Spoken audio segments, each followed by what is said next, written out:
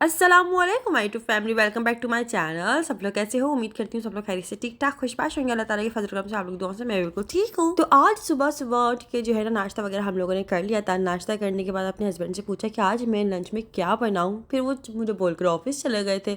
अच्छा, उन्होंने कहा कि अमर मुझे आलू की भुजिया बना देना, वो वाली आलू की कतलियाँ मत बनाना वो जो आप बनाती हो। मैंने कहा क्यों? उन्होंने कहा बस मुझे ना सूखी सूखी और वो जो मतलब भुजिया जो होती है ना वो पसंद है। मैंने कहा अच्छा चलें ठीक है, जैसे उनकी अम्मी बनाती हैं। सबसे पहले तो मैंने उनकी अम्मी से रेसिपी ली कि आप कैसे बनाती हैं। उन्होंने मुझे थोड़ा सा गाइड किया। देन उसके बाद जो है फिर मैंने बनाना यहाँ पर शुरू किया। अच्छा, मैं आलू की भुजिया नहीं खाती, मैं आलू की कत्तियाँ खाती हूँ और मेरे हस्बैंड आलू की भुजिया खाते हैं। हम बड़े कन्फ्यूज़ इन मामलों में कि अब मैं क्या करूँ। तो यहाँ पर फिर मैंने क्या सोचा कि मैं एक काम करती हूँ, मैं अपने हस्बैंड के लिए आलू की भुजिया बना लेती हूँ और अपने लिए आलू की कतलियाँ बना लेती हूँ।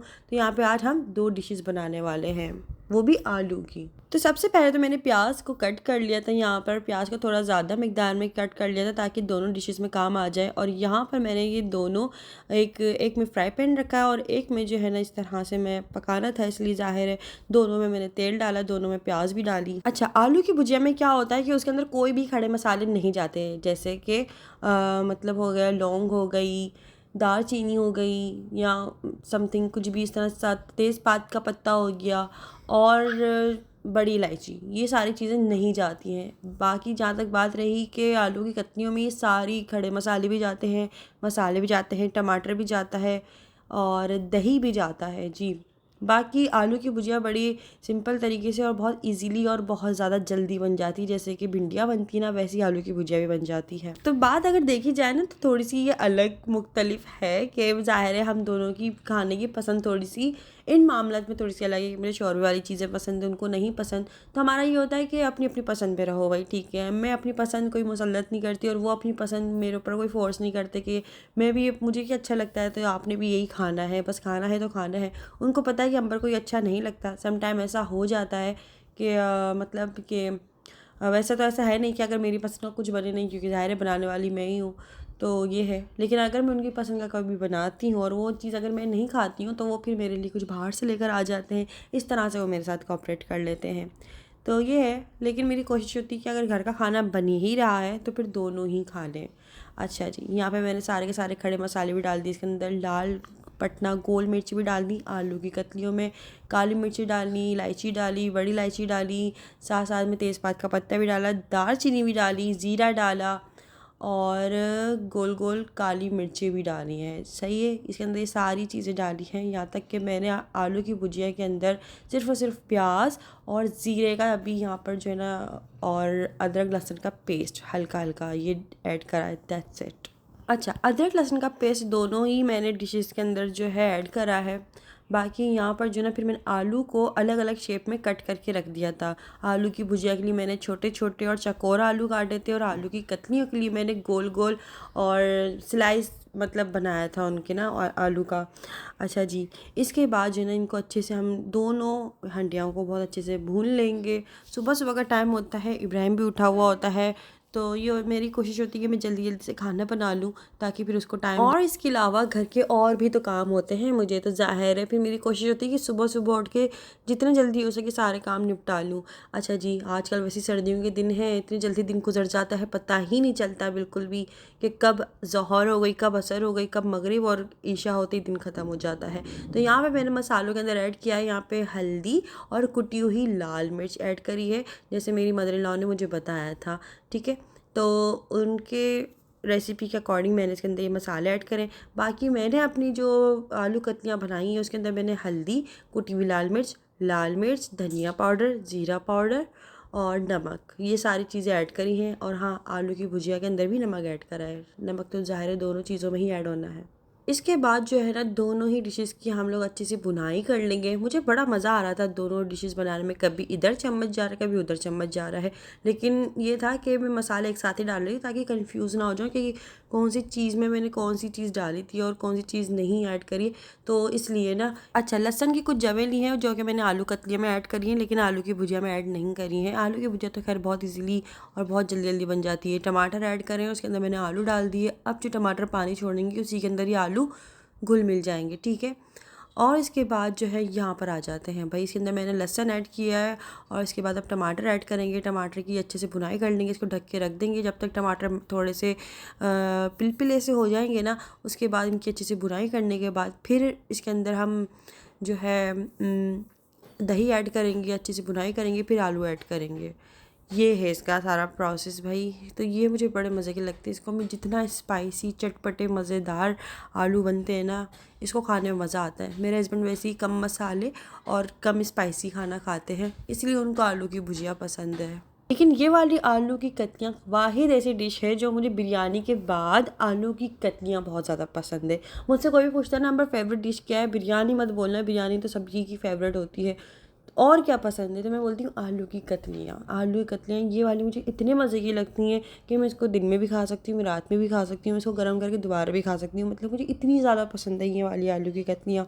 तो शादी से भी पहले जब आलू की कतलियाँ बनती थी ना, मेरे लिए एक अलग ही खुशी होती थी, वो आलू की कतलियाँ बनी, अच्छा चलो ठीक है, फिर सही है, खुशी खुशी खा लेंगे। तो मुझे बड़ा मज़ा आता है आलू की कतलियाँ खाने में। तो आलू की भुजिया वैसे देखा जाए ना तो मैंने फ़र्स्ट टाइम बनाई है, वो भी अपनी मदर इन लॉ से रेसिपी लेकर। तो वो ऐसे बनाती हैं और जब भी बनाती हैं तो देके जाती हैं, और मेरे हस्बैंड आलू की भुजिया बड़ी शौक से खाते हैं, इसलिए आज हम दोनों के लिए आलू आलू आज बने हैं। मुझे लगता है यही एक वाहिद सब्जी होती है जो सबके साथ बड़ी कंफर्टेबल मैच हो जाती है। आलू पालक, आलू गोभी, आलू टिंडे, बैंगन आलू, मटर आलू, पता नहीं क्या क्या आलू आलू हर किसी के साथ मैच है भाई, आलू हर किसी के साथ मैच है। आलू हीरो है दरअसल मुझे लगता है सब्जियों का, लेकिन सब्जियों का बादशाह पता नहीं कौन है। आई थिंक मुझे अभी जहन में नहीं आ रहा, आप लोग कमेंट्स करके बता दीजिएगा, लेकिन मुझे तो आलू लगता है भाई सब्जियों का बादशाह, क्योंकि सबके साथ मैच हो जाता है और लोग उसको पसंद भी करते हैं और खाते भी ज़्यादा हैं। क्योंकि बिरयानी जो है बनती है उसके अंदर भी आलू ऐड कर देते हैं लोग, सिंधी बिरयानी में और बम्बई बिरयानी जो बनती है कराची वाली बिरयानी, उसके अंदर भी आलू ऐड हुआ होता है चिकन के साथ।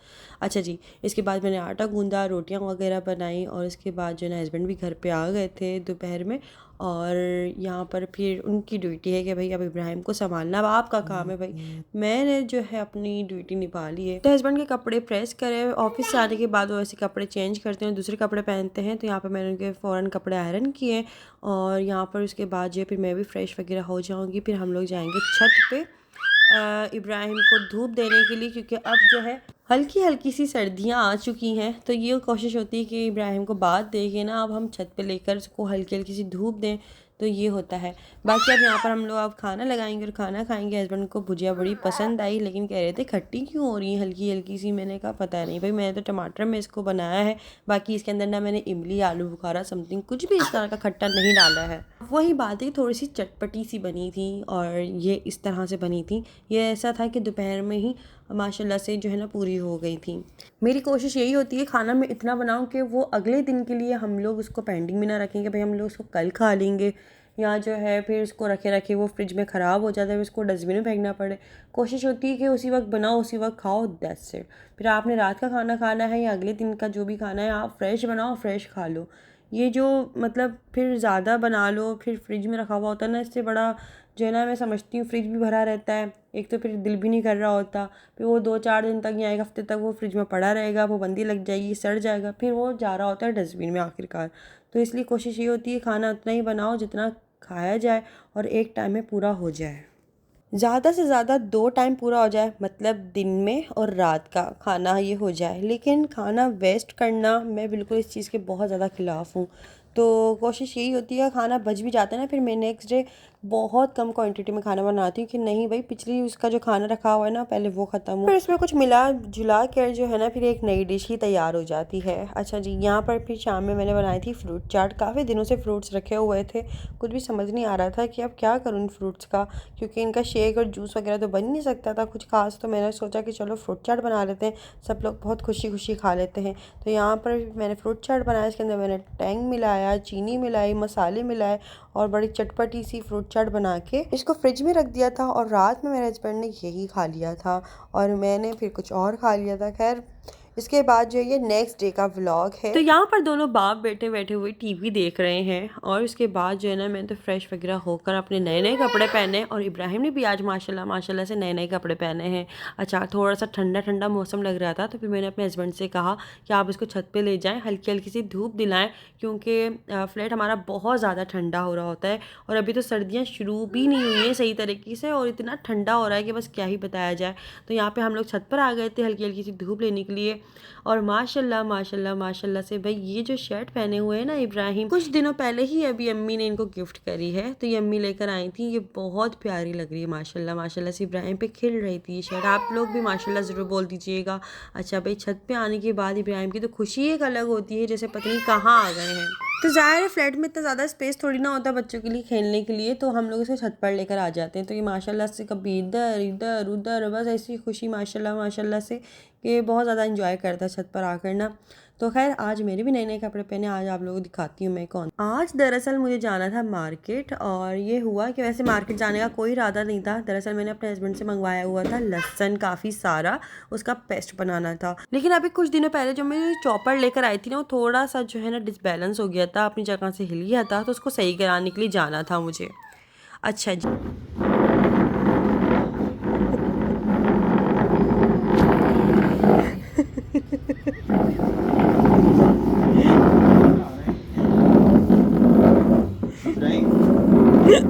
पूरी खिसकाते हुए जा रहे हो आप। धूप रोक दिया आपने।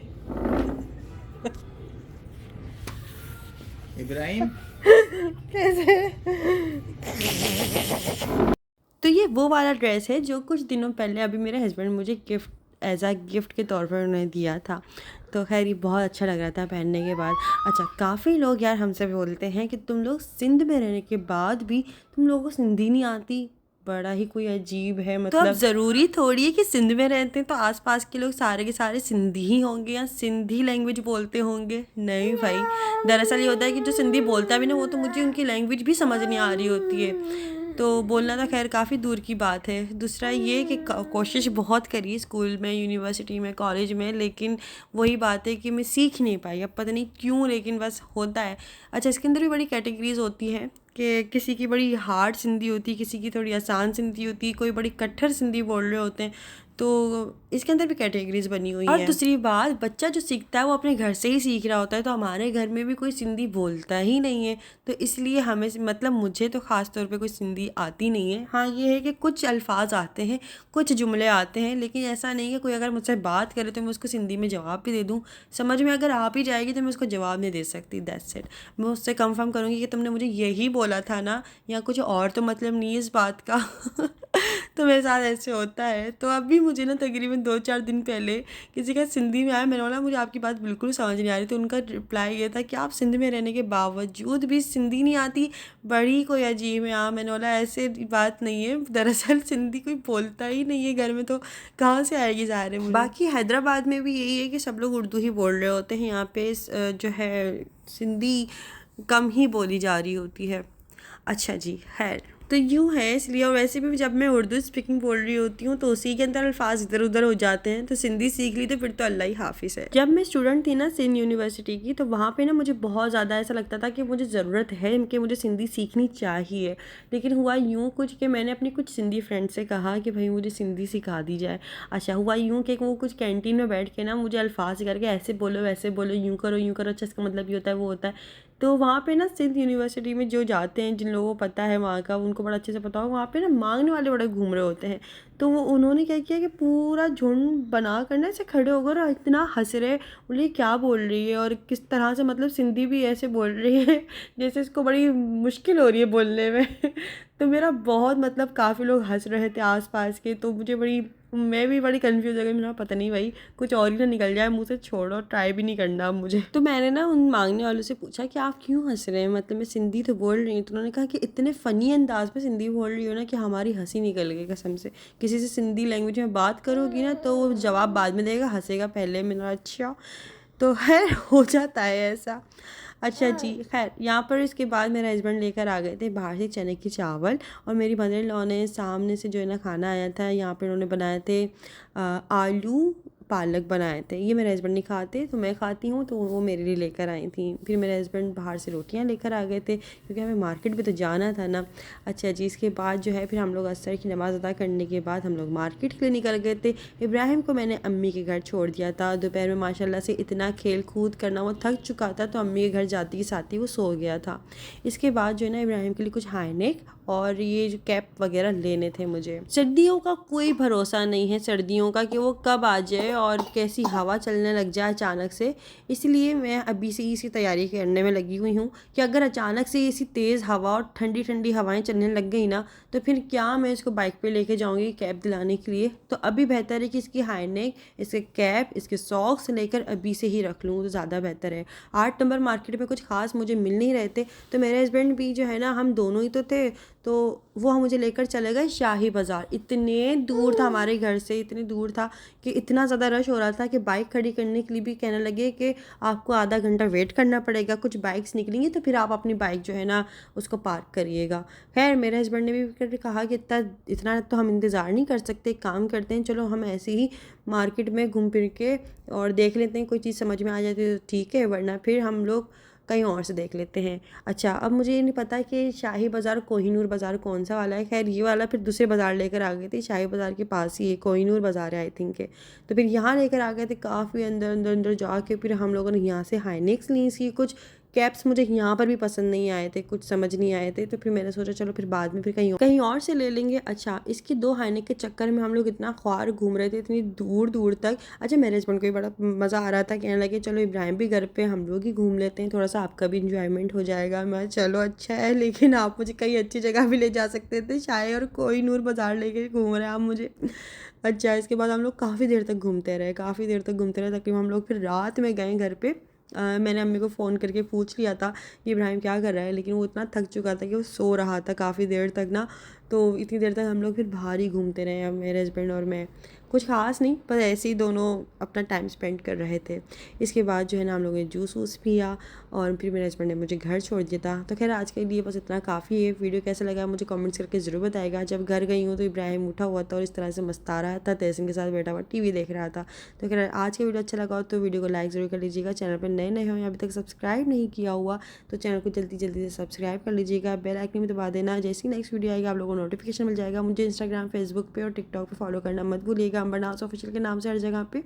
बाकी फिर मिलते हैं हम लोग नेक्स्ट वीडियो में, तब तक के लिए दीजिए इजाज़त हो। क्या अल्लाह हाफ़िज़, खुदा हाफ़िज़, बाय बाय। और इब्राहिम को देख के माशाल्लाह ज़रूर बोल दीजिएगा भाई अल्लाह हाफ़िज़, अल्लाह हाफ़िज़। जी जान मेरा बेटा है ये, ले